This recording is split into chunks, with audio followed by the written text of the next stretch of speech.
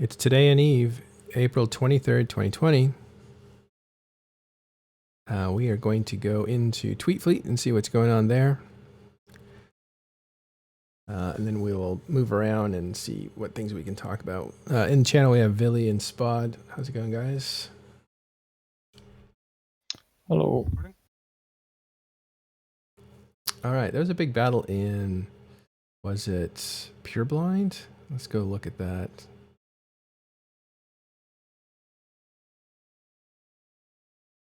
Oh, actually, Titan went down yesterday. A pandemic horde took out somebody who was out of a corp. They were in an NPC corp, looks like. In Sakulda, Molten Heath. That's probably someone. Let's have a quick look. Moving, I bet. Yeah, it didn't have anything in it except rigs. Probably just got sold. It's too bad. Just getting started. Legion of X-Death had a Nyx taken out. I think they're still part of Fire Coalition, so they're still around.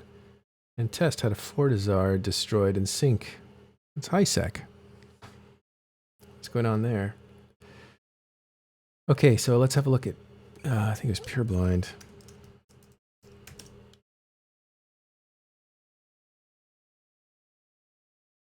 We shall see.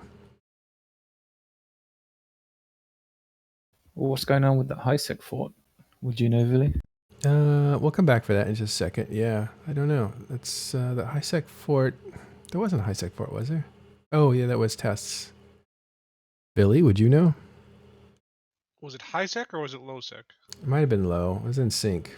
Oh, okay, I'll go back.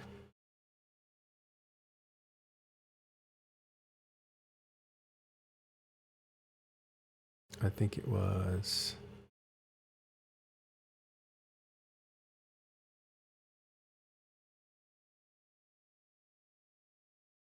Oh, Pureblind. Yeah, it was low.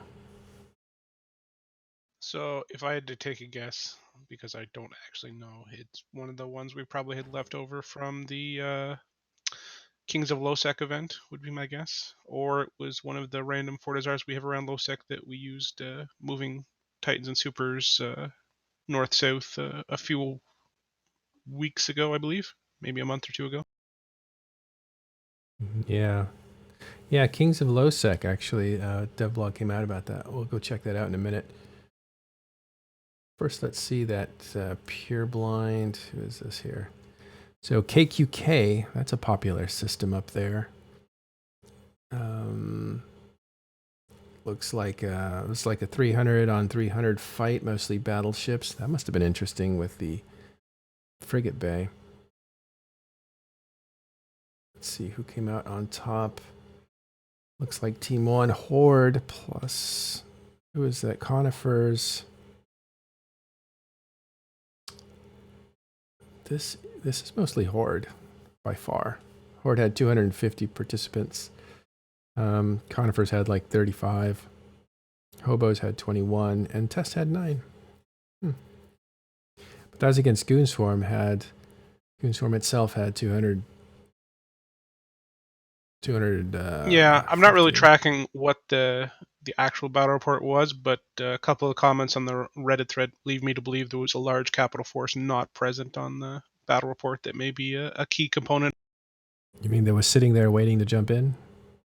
Yeah, I think it was Jay or someone else on the Reddit thread saying there was something like 100 dreads sitting ready to go. So that may, it absolutely does change the dynamics of any of those kind of fights.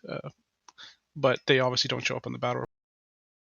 Yeah, for people that are less familiar with the dynamics of escalation, can you elaborate on like what a capital fleet sitting off the sideline waiting to jump in would do to a fight of subcapitals? Well, I mean, if Horde and Conifers and whoever else have, 100 dreads, then the 50 carries they've got on the Astra House give them a situation where they basically can't be counter-dropped unless you're comfortable also handling those 50 dreads. If you look at the battle report from that Pureblind fight, there's like 50 Thanatoses, I think, or something, Yeah, which that's is a it's lot. a pretty significant force. But if you're ready to counter drop with dreads, then it's not that scary. But if they also have 100 dreads, that means even though only 50 capital show up on the battle report, there's in theory 150 that are relevant to the discussion of how that was going to go. Yeah, looks like there's a ton of carriers here. You're right. Well, and it looks.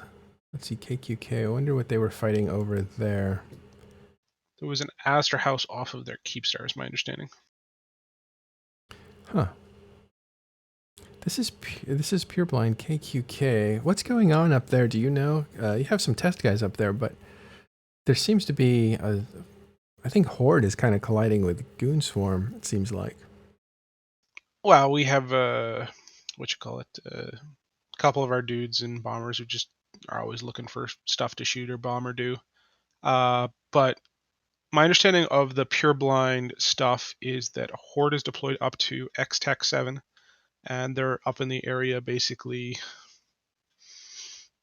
stirring up trouble, and Alpha Star's making some waves, and they're attacking structures and solve things and doing all the kinds of thing to gather fights, and you've got Initiative and Goons responding pretty regularly. There's, I think, a battle over a Fortizar or something here today in like an hour or two up there. Mm-hmm.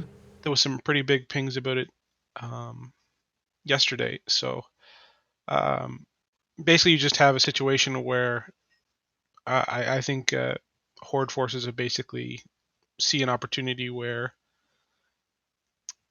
it's extremely far from Delve, so they can hopefully find a way to engage the Imperium forces without seeing significant super and capital reinforcement, which gives them an opportunity to find fights that they might not otherwise get, and that also means every once in a while they're actually going to be able to win a fight too. So Right, they're not automatically going to get out escalated. Also in this region, if you hadn't known, Pureblind has 2 NPC constellations. You can see those in white on this map that I'm showing. One belongs to Sisters of Eve, and the other one belongs to Mordu's Legion. That means that those are neutral territories that cannot be conquered. So you could actually move your fleet into those stations and not worry about getting trapped. So NPC space in Nullsec is like a little island that invaders can use to come in and harass the area. If you don't have NPC, then those areas can be taken over, and your skirmishers can be moved out, pushed out. So that's what's going on. Okay, just wanted to cover that. Looks like I'm just getting a lot of reports of some action going on up there.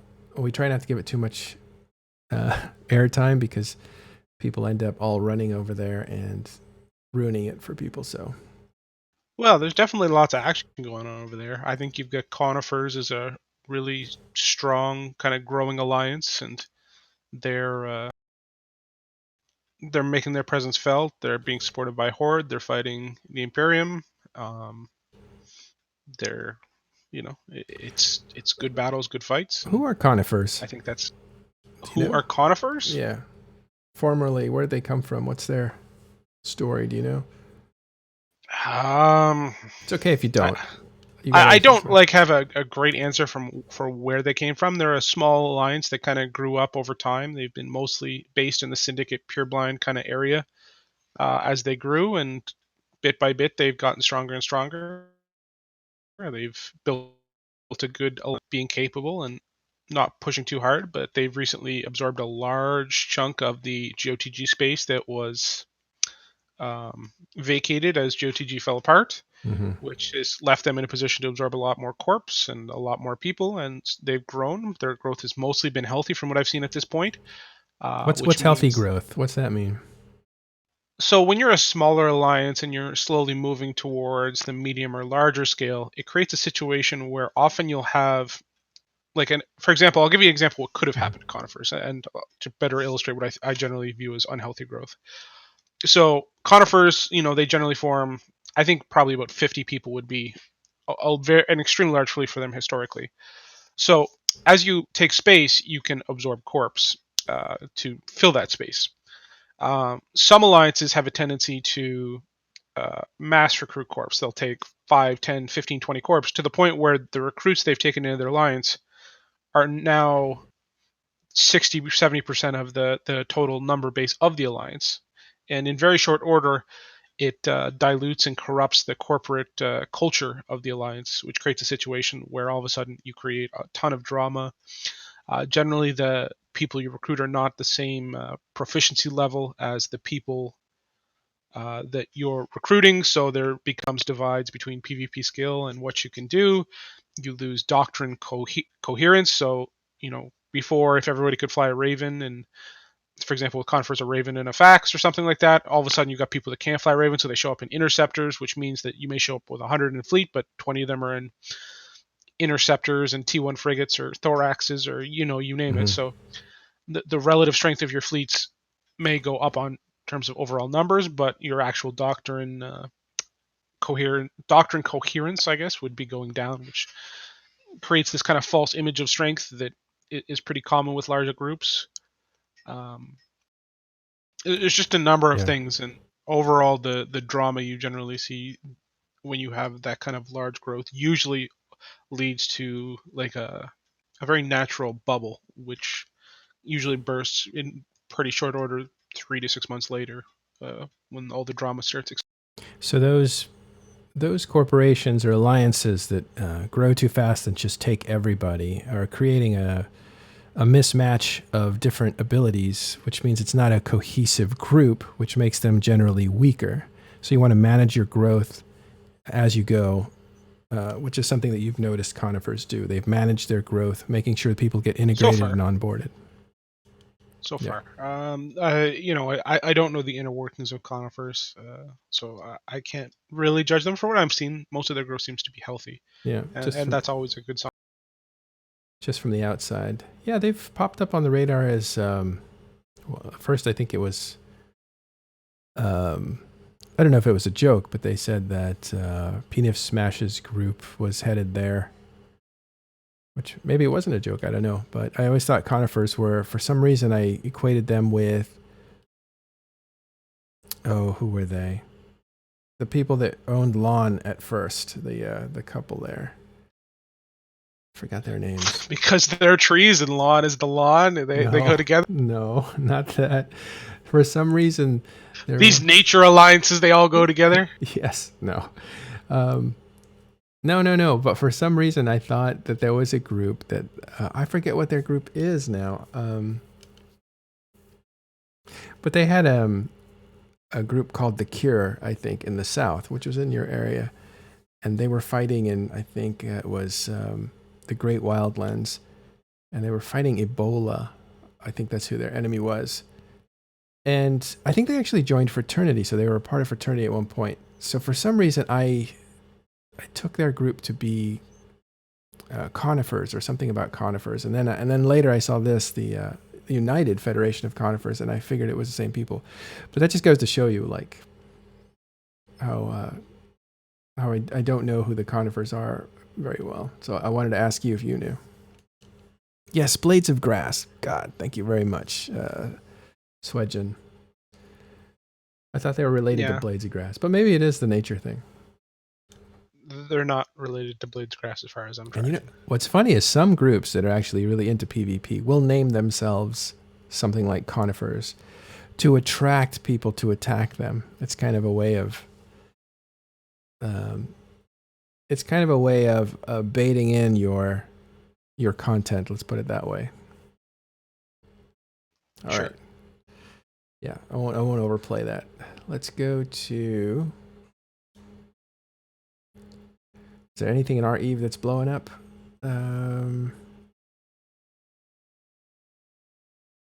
Nope, just people talking. I need to go there more often and figure out what's going on. I'm sure you'll find some high quality posting. Yeah.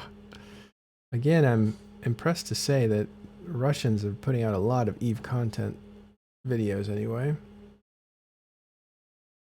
Yeah, our Eve is pretty simple today. Some dude lost his Ragnarok moving through Lowsec.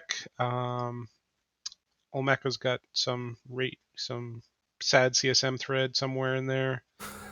Some sad thread. To be fair, I like that.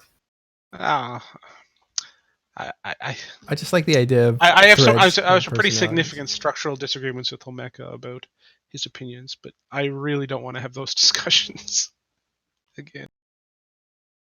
Yesterday, we went over the monthly economic report. So check out yesterday's show. We should probably do a second pass on that. Looking at Tweet Fleet now.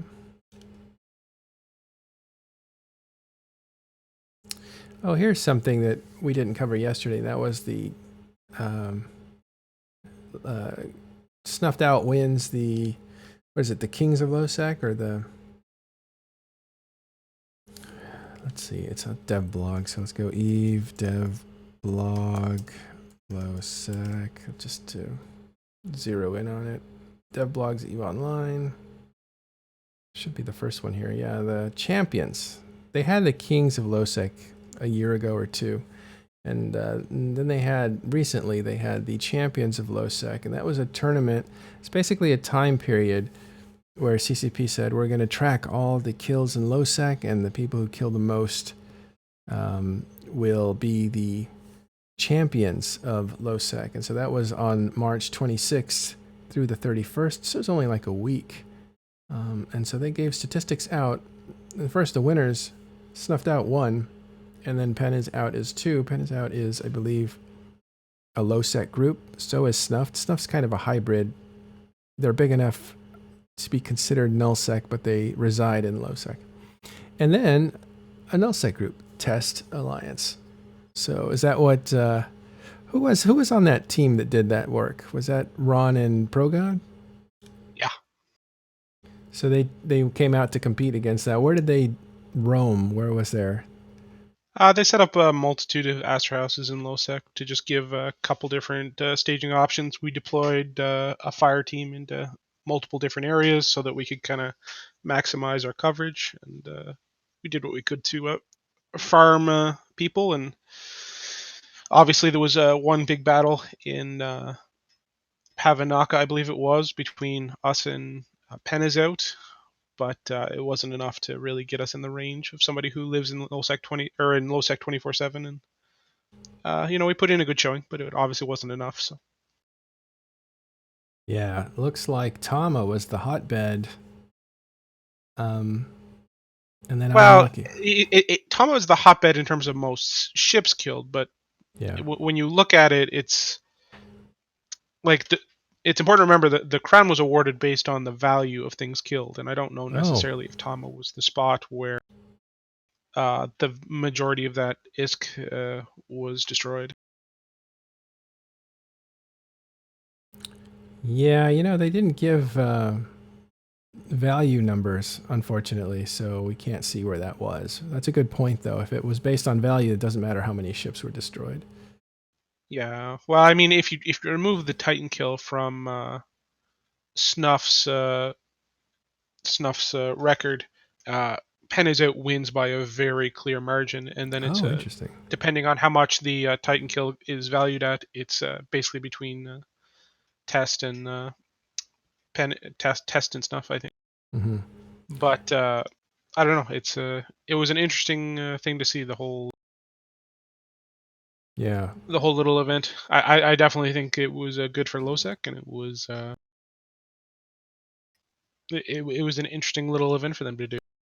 Yeah, normally Lowsec is you can see this graph here is the kills per month for March, and you can see that they go up and down, and it's probably weekends when people are more apt to play, and then it goes back into the weekday valley. But you can see it went from an average of 3,000 to 4,500 up to close to 8,000 ships destroyed. That's some pretty good That's some pretty good activity there as people increase their combat in Lowsec. It's pretty cool. All right. Finally, do we go to Tweet Fleet? Let's go back there.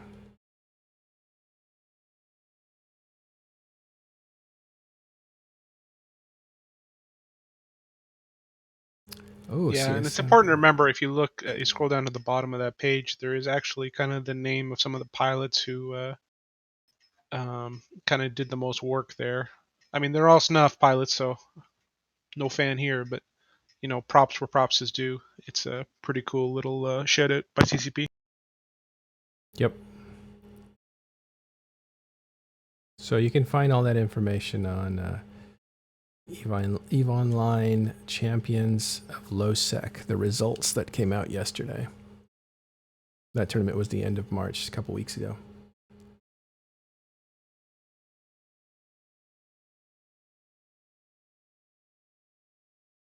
I forget, Billy, you are running for re-election.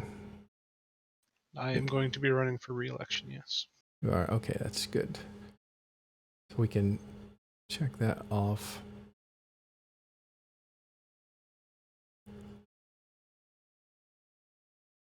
Okay, I have to do a short day today. Are you running for re-election? No, there was no initial election, but I'm not running. Oh wow, running again, I guess. Or... No, I don't think so.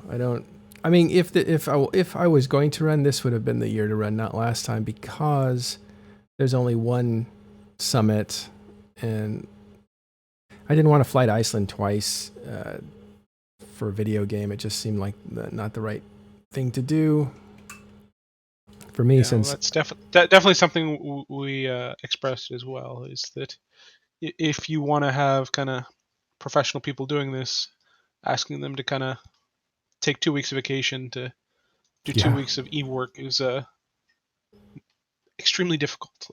Yeah, especially with people with families, right? Because they have to do the family vacation, and there's no way I'm going to prioritize Eve before a family vacation. Well, exactly. So this would have been a better year, but Well, it's not like you're going to get a plane on and not like there isn't a non-zero chance this year it'll be like remote, right? Yeah. Yeah. So I was like, because I don't like flying in general. I don't fly unless I have to. So that's even a bigger bonus. So I started thinking this would have been the year to do it, because you can just remote in and you can, and you know, I do all this stuff all the time. So the remoting in and keeping tabs on things and participating and being, involved, it's second nature. So it would have been an easier year to do it this time. But I don't know. I've kind of ruled it out because I really didn't like the process last year. I thought it was, well, to be honest, I didn't like the horse trading that happens. I felt like it was it was very much in conflict with TIS. TIS is a thing that's supposed to like pretty much be fair and be open, and you know, we have opinions, but we try to listen to all sides and that sort of thing. And it's kind of in its own way, it's got its own credibility because it's got different voices. So when I was running, it was hard for me not to use everything I could to win. And one of those things is being on TIS every day. But I couldn't do that because it was just after the election, win or lose, it would have sullied the whole TIS thing. So that was one thing that was in conflict. The other thing was I didn't have anything to offer to trade, but I knew that if I didn't trade votes with people like you guys, Test with Dran, or with NC, or with Horde or Fraternity, if I didn't find some way to say, well, if you put me on your ballot, then I will do something for you, there was nothing I could do. I don't have a thing. The only thing I have is a TIS thing, but it's not really my thing to sell down the road that way. So it was a very conflictual time. Is that a word? Yep. And it felt completely kind of baked in. It's hard to be the impartial media when you're trying to appeal to voter base. Yeah, and I had thought, like, okay, when I said I was going to run for CSM the first time, I wrote, I think it was Minxie. I was like, what do you think? Should I do this? I was thinking of this. I would just sign up say I'm going to run for CSM, but I'm not going to campaign at all. I won't do any interviews. I won't talk to anybody. I won't even tell people I'm running. They'll just see it when they vote. And if they want to, they'll check off my name. And she said, that would be the most arrogant thing you could do. And I thought, well, I guess it would, wouldn't it? That I'm not going to try, that I'm just going to rely on my name or whatever. So that was what made me try. And then I thought, if I'm going to try, I'm going to try to win. And so that's why I made deals with Nullsec and asked for favors and all this other stuff. And then what it was really good about it, though, running for CSM, was I figured out pretty much like where I was with everybody. So I you know, everybody is your friend, but when you actually ask them for something, that's when you kind of figure out, like, are you really friends? That sort of stuff. So I saw some people come it's a good way to do it. Yeah, it showed me like who was really supportive of me personally, and then who just wanted to, you know, who couldn't be supportive or didn't want to be supportive. And I thought that was a pretty good way to see that, because, you know, rubber was hitting the road at that time. But I don't like the beast. I don't like the nature of the beast. I don't like the CSM.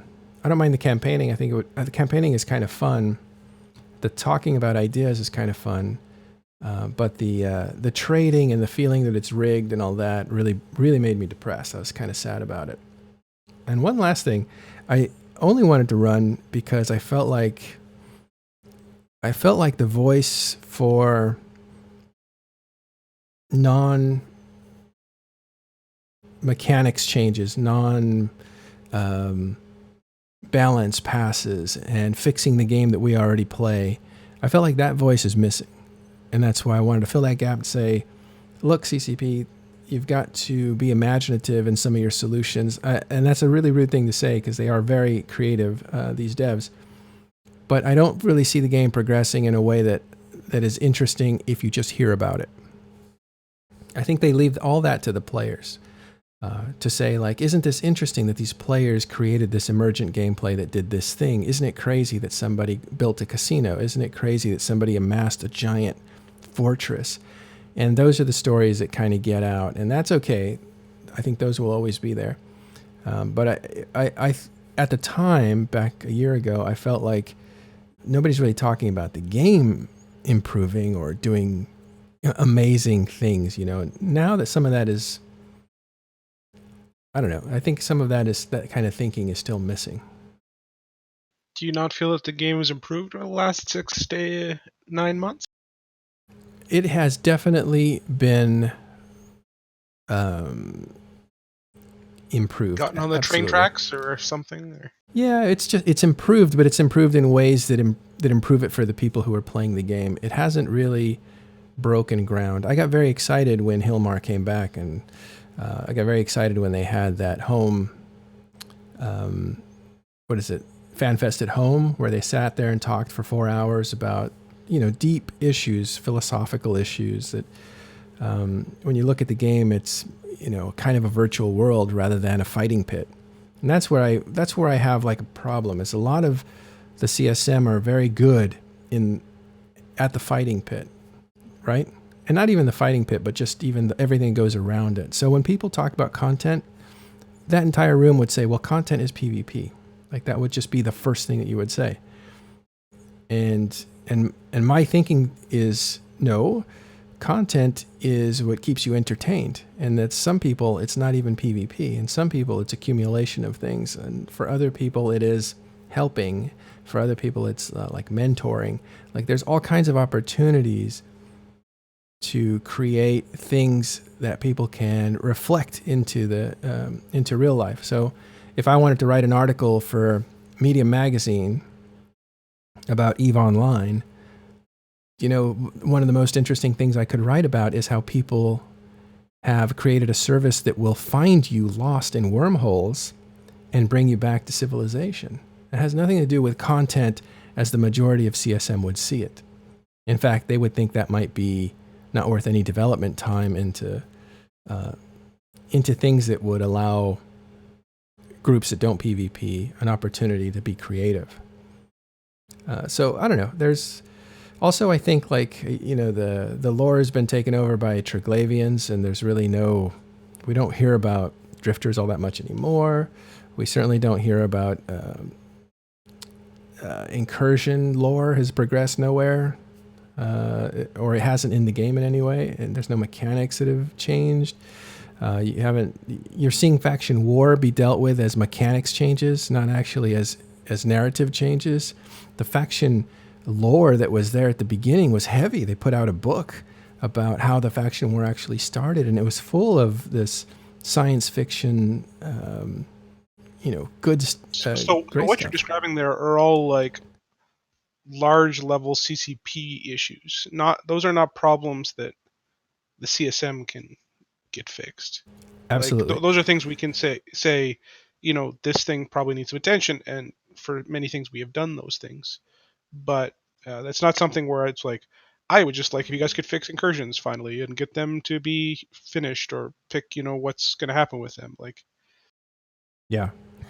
No, you're right. These are high level things, and it's the direction of the company that's set and stuff. But what happens, I think, is if you have a group that is representing the player base, and they are pulling in the direction of, fix this, fix that. This is broken, fix this. I've heard from people that this needs to be fixed. We need more conflict drivers. We need more content drivers or whatever. Then that pull is going to be like, we can definitely get some attention to that. And people aren't saying like, hey, CCP, write another book, or these are just things that I'm thinking off the top of my head. Why not, put out more of this or that? Why not do more advertising? I mean, they finally are doing the marketing. Again, this was a year ago, so it was before they started doing the marketing that they're doing now. And you saw that, that video got 10 million views on it. The video before that, the trailer before that, got 9 million views on it. So at least their marketing has started to kick up again, which is good. Yeah, there's a certain dev at CCP who's responsible for the marketing, and I don't know if the name is public, so I'm not going to say it, but this individual has probably done more to save Eve in the last while than anybody else, be it game changes, anything else. And I think that individual really deserves some credit. So we'll find out if you can tell us who it is. I have a hunch, but I won't say in case I get it wrong. Well, like I don't know, like at what level people are willing to put their personas out there or whatever, but certainly the job they've done renovating retro, just what's the word I'm looking for? Revising their marketing strategies has paid some huge dividends, obviously. Yeah. Revitalizing? Was it revitalizing? Yeah, that might be a good way to say it. Yeah. Well, if you think about it, there's a few things coming together, and I'm sure it's part of a plan, which is to improve the game at the beginning, to clear those funnels so that people don't log out in frustration and never come back, and then to align good advertising with a better first impression. Those two things go together. If you're going to invite a lot of people here, you want to make sure you have something that works for them. Otherwise, they arrive and it doesn't work, and they take off, and they don't ever consider it again. So they only have one chance to make that first impression. You want to make sure that you can do that, which is probably why they put a lot of effort into the new, I wouldn't call it new player experience, but basically the early days of a person's experience with EVE Online. So, we've seen the results of that. We've also seen the results of Korean localization.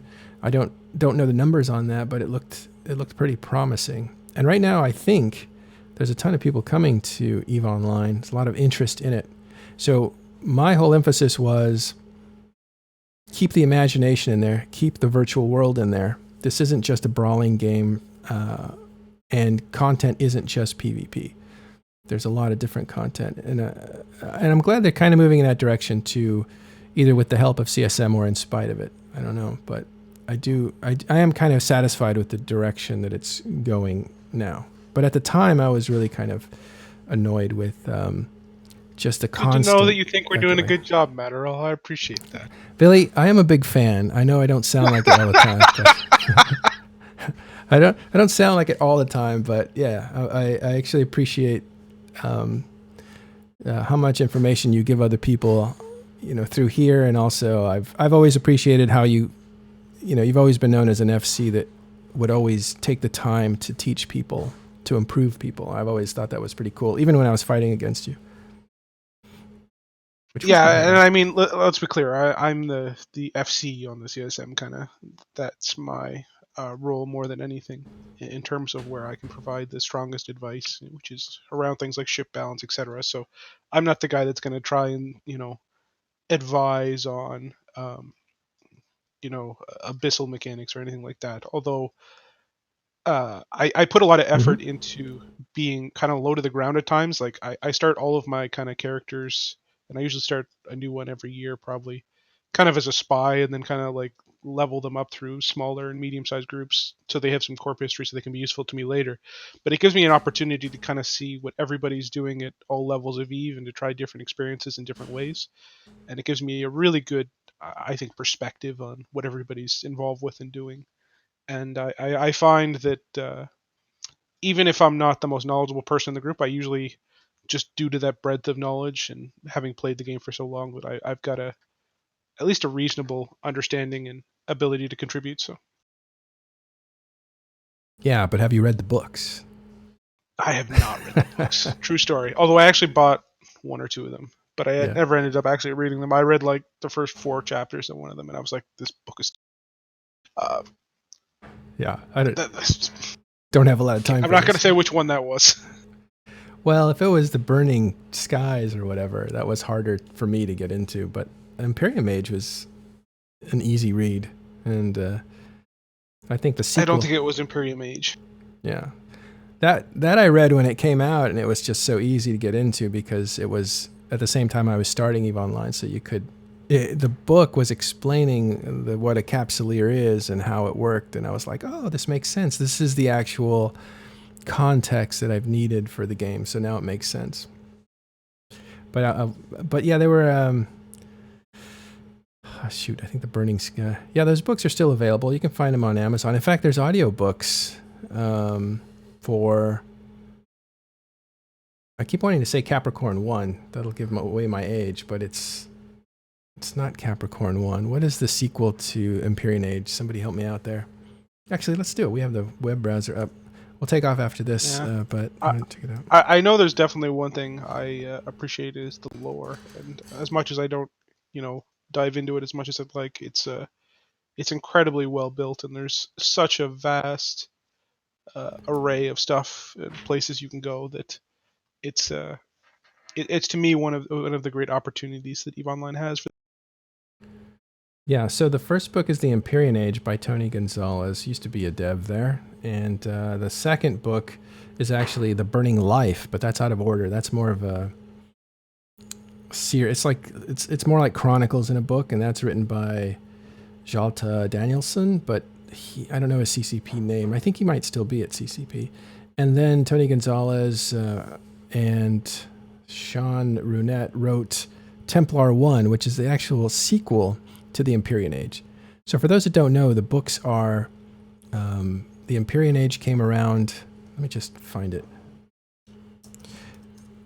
in 2008, I think, and it was made for 2009. It was made for the launch of Faction War. So they wrote a book to explain Faction War, but it gives you a huge understanding of the empires. So that's what the book's about. It's basically the empires and how they come into conflict and create Faction War. And then Templar 1 came later, and that was the beginning of Dust 514, so it explained the backstory of Dust 514. And both are pretty good books. Empyrean Age, I think I'm more partial to. But then those are the only two fictions besides The Burning Life. The Burning Life, again, was more, I think it was Chronicles, but I didn't finish that book. I need to go back for it. But they have audiobooks, so... check that out. And yeah, so I got to hard out right now in just a few minutes. So we're going to take off. But Billy, it's nice talking to you. First time I've talked about CSM without getting heated on my end. It always helps when there's not like 5 trolls like pegging you on. You know what I want to do with someone like you that's rational is I want you to say, I'm going to say golden ammo. Let's talk about it. But it's actually a very, very long topic because I think there's more to it, and I don't even think gold ammo model works in EVE Online. But it is definitely trigger words. So, but I'm gonna keep hammering this gut level reaction that EVE players have. Let me put it like this: code you want to talk words. about gold ammo? We can talk about gold ammo. But as some of the conversations I listened to you have with other people over the last election period, I don't think what you consider gold ammo is what gold ammo actually is. Okay, maybe I don't know what gold things are. I don't. Probably not. Okay, but I just wanted to put a teaser out there in case we wanted to come back to it at some point. Thanks very much, Billy, for hanging out with us. And you guys, we're going to go ahead and wrap up. You can hang out here all day long at Talking in Stations Discord. We will see you tomorrow. I'm going to go ahead and do a raid. And we're going to go to Ron, who's actually exploring lore, I think. So enjoy that. We will see you guys next time. It's good to see Ron back after playing a lot of Tarkov. I wonder what got him into lore. Let's find out.